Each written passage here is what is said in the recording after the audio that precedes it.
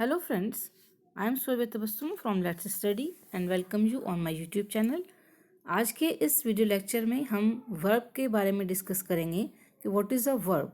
This is a very important topic of English grammar जो आपके अक्सर कॉम्पिटिटिव एग्ज़ाम में पूछा जाता है और हम अक्सर इसमें कंफ्यूज हो जाते हैं, जबकि ये बहुत ही बेसिक नॉलेज है ग्रामर की. इसको आज हम पढ़ेंगे. एज वी ऑल नो कि वर्ब किसे कहते हैं, वर्ब की डेफिनेशन क्या होती है. What is a verb? A verb is a word that express an action और अ फैक्ट. इसके बाद देखिए क्या होता है. वर्ब एक ऐसी वर्ड हैं, कुछ ऐसे वर्ड जो कि हमें किसी काम के होने के बारे में बताते हैं, उनको हम वर्ब कहते हैं या क्रिया कहते हैं. जैसे कि आप देख रहे हैं, writing, eating and playing. A girl is playing and a boy is eating and a boy is writing.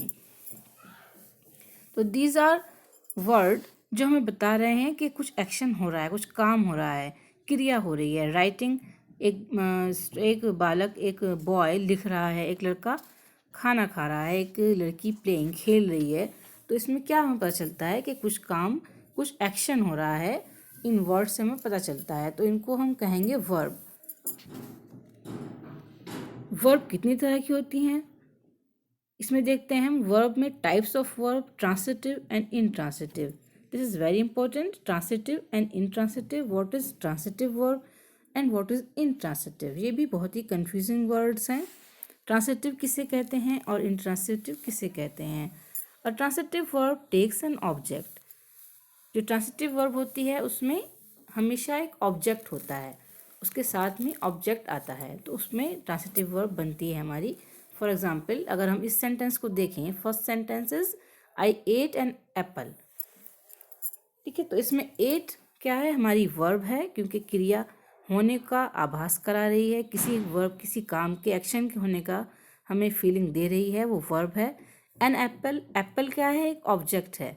तो वर्ब के साथ जब ऑब्जेक्ट होगा तब वो इनट्रांसिटिव नहीं, ट्रांसिटिव वर्ब होगी.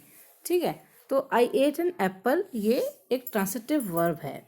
एक ऐसा सेंटेंस है जिसमें ट्रांसिटिव वर्ब है, I ate an apple. She reads a book. Reads क्या है? Reads is a verb and book is an object. इसमें भी हमने देखा सेंटेंस में कि इसमें वर्ब के साथ ऑब्जेक्ट है, तो ये क्या है?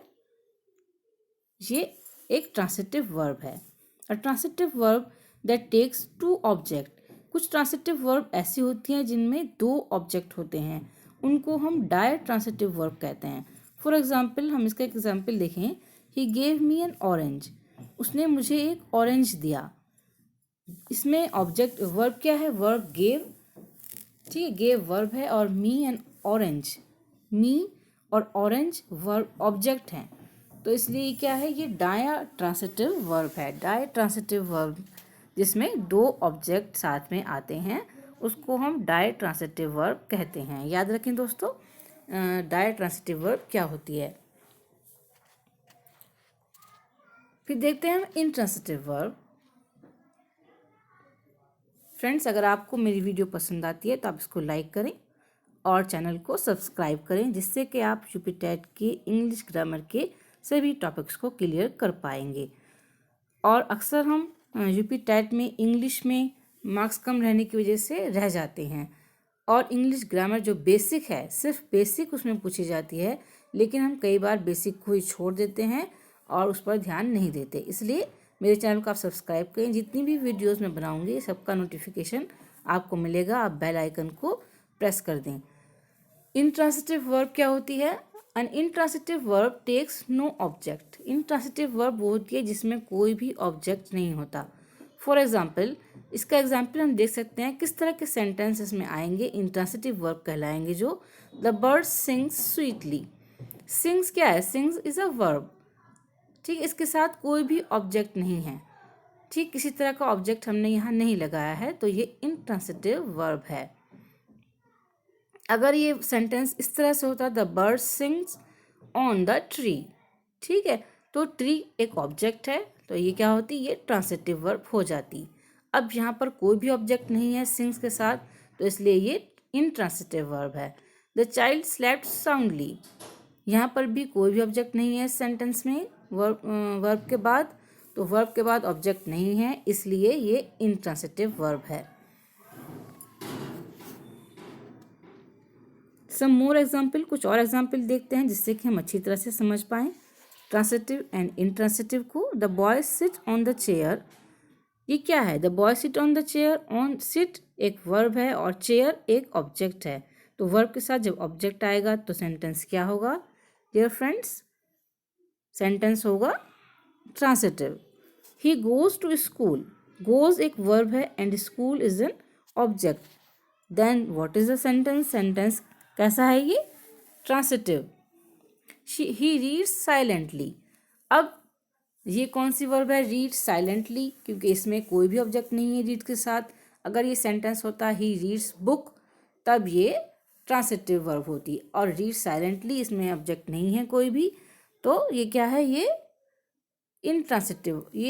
इंट्रांसिटिव वर्ब है।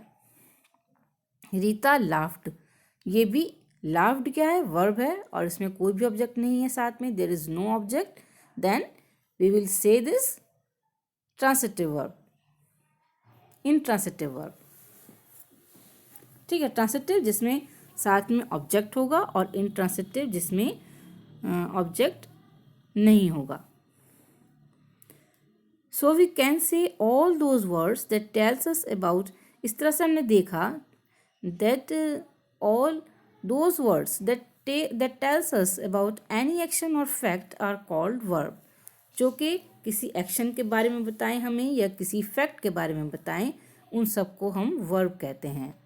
ठीक है, आई थिंक आपके समझ आया होगा कि वर्ब किसे कहते हैं। इसके बाद हम अदर जो टाइप्स हैं वर्ब की, उनके बारे में वीडियो बनाएंगे, डिस्कशन करेंगे। ठीक है, उन सब वीडियोस को आप देखने के लिए आप मेरे चैनल को सब्सक्राइब करें और चैनल को लाइक करें please. Okay, thank you for watching me.